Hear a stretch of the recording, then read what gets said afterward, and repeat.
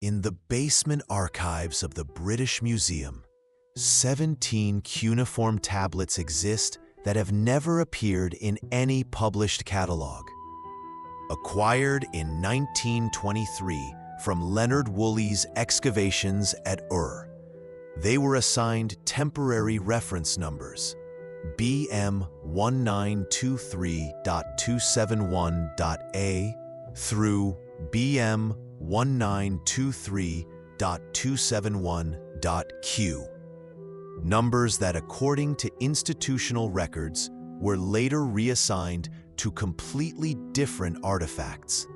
The original tablets, if you know where to look, can still be requested, but you'll need to provide written justification for access, submit to a 3-month waiting period, and agree not to photograph them. The reason given? Preservation concerns. The tablets, you'll be told, are too fragile for regular handling. This is the story of what those tablets might contain, and why, perhaps, someone decided they should remain silent. In the winter of 1923, British archaeologist Leonard Woolley was in the 3rd season of excavating the ancient Sumerian city of Ur, located in what is now southern Iraq. Woolley was a meticulous excavator, famous for his systematic approach and detailed record-keeping. His team was unearthing the administrative quarter of the city, not the dramatic royal tombs that would later make him famous, but the prosaic offices where Bronze Age bureaucrats had worked 35 centuries earlier. Among the thousands of tablets recovered were administrative records, grain distributions, labor assignments, inventory lists.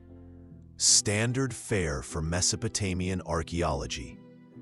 Cuneiform specialists had been translating such documents for decades. They revealed organized societies, yes, but societies that seemed appropriately ancient. Lists of offerings to gods, records of tribute, inventories of livestock. But according to correspondence held in the Oxford archives, a small subset of tablets troubled the initial translators. These weren't religious texts or royal proclamations.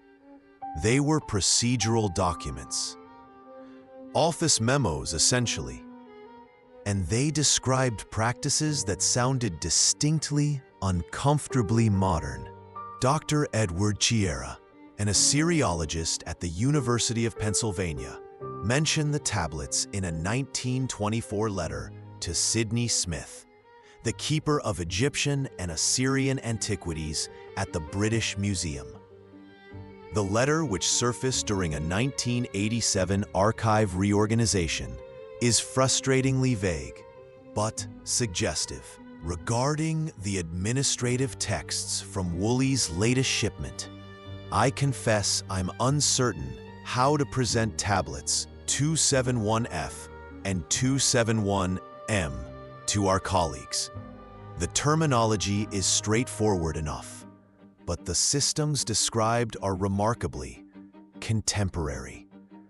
I worry we'll be accused of mistranslation, or worse, that will undermine the very narratives of civilizational development we've worked to establish. Perhaps you might examine them yourself before publication. What systems were remarkably contemporary? Later correspondence hints at the specifics. One tablet apparently described a queuing system for grain distribution.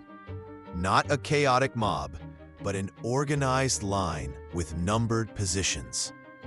Another detailed a penalty structure for workers who arrived late to their shifts, with escalating fines calculated by the hour. A third outlined a complaint resolution process where workers could appeal decisions made by foremen, with cases heard by a committee of peers. These weren't primitive tallies. They were sophisticated human resource management systems. To understand why this was problematic, we need to understand the intellectual climate of 1920s archaeology. The prevailing narrative, supported by both academic institutions and colonial governments, held that civilization was a linear progression. Ancient peoples were less developed, less organized, less rational. Modern Western society represented the pinnacle of human achievement. This wasn't just academic theory, it was ideological justification for empire. If Bronze Age Mesopotamians were barely removed from savagery, then British administration of the Middle East was civilizing work. But what if cuneiform tablets revealed that 35 centuries ago, ordinary workers in Ur dealt with the same bureaucratic frustrations as a London clerk in 1923? What if they stood in organized queues, worried about being late, filed complaints through proper channels? What if they were, in the ways that matter for daily life, fundamentally like us? This was conceptually dangerous. It suggested that human nature and social organization hadn't evolved nearly as much as imperial ideology required. It implied that technological advancement and social sophistication were separate variables. It made the ancient world uncomfortably human. The theory holds that a decision was made, not a dramatic conspiracy, but a quiet institutional choice to delay publication of these particular tablets indefinitely, not to destroy them. British institutions were too archivally minded for that, but to restrict access, to keep them in the professional correspondence of specialists rather than publish them in journals where they'd be widely discussed. There's circumstantial evidence for this. The tablets were never assigned permanent British Museum registration numbers. They don't appear in Woolley's published excavation reports from 1923 to 1924, though tablets found in the same contexts do. Sidney Smith, who received Kiera's letter, published prolifically on Mesopotamian administrative texts throughout the 1920s, but never mentioned these specific tablets. Most tellingly, in 1927, access protocols changed. Tablets from the 1923 Ur excavation were reclassified. Researchers requesting to examine them had to provide detailed justification and secure departmental approval. The reason given was preservation.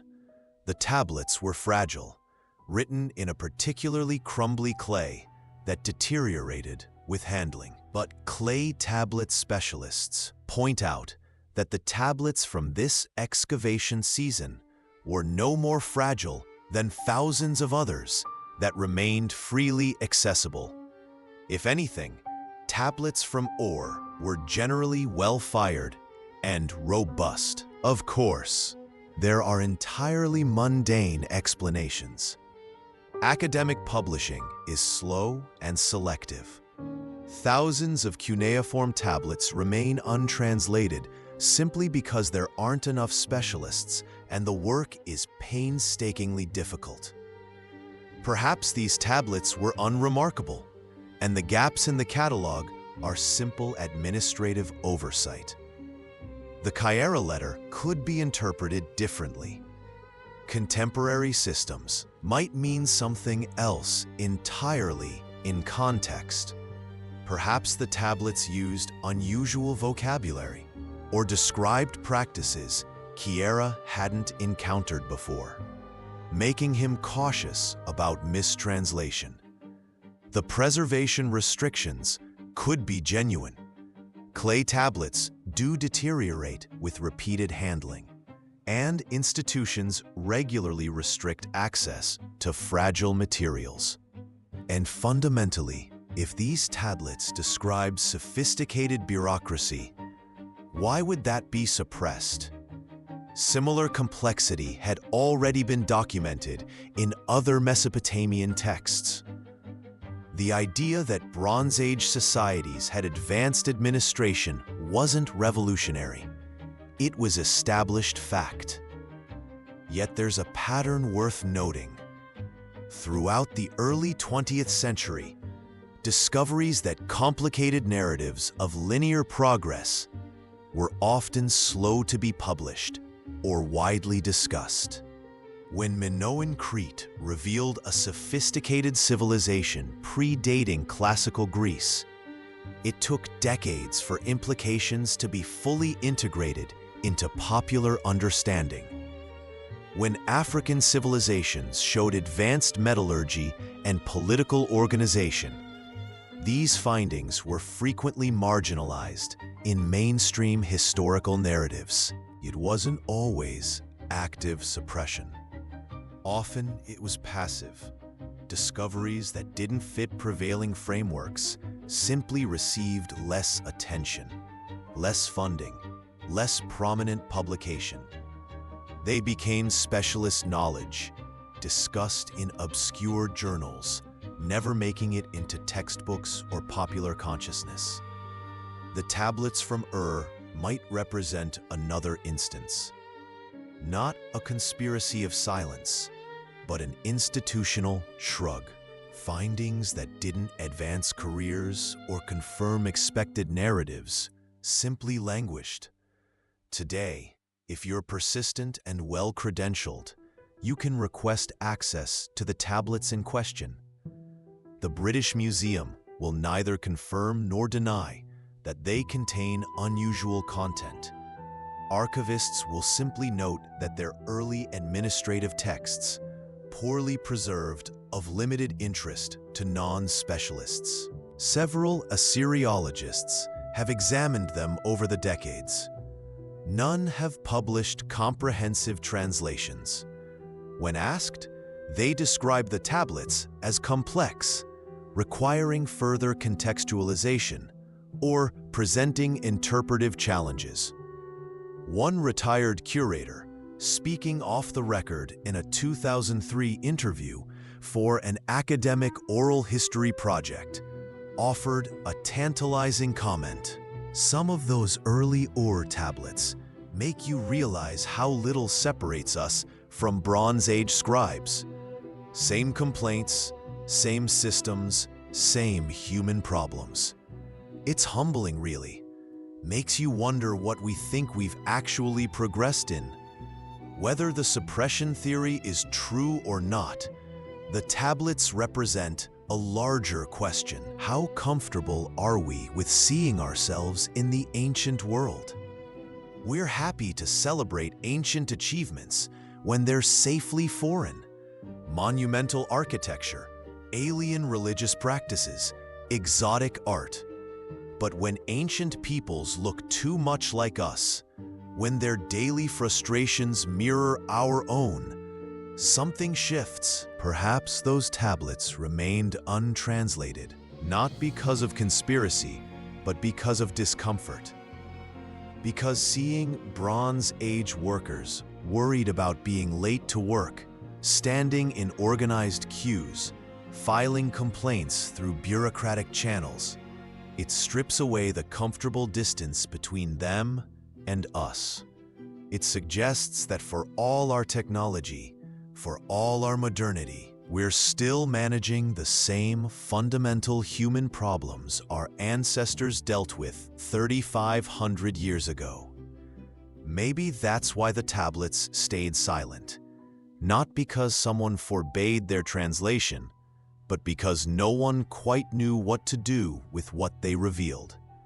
That we're not nearly as modern as we think, and they were not nearly as ancient as we needed them to be. The 17 tablets remain in the British Museum archives, Catalog numbers reassigned. Access restricted. Translations unpublished. They exist in that peculiar limbo where conspiracy and neglect become indistinguishable. Whether they truly describe Bronze Age office culture identical to our own, or whether they're simply another set of unremarkable administrative texts lost in archival backlog, depends on whom you ask and whether they've actually seen them. The museum maintains that preservation concerns justify the restrictions.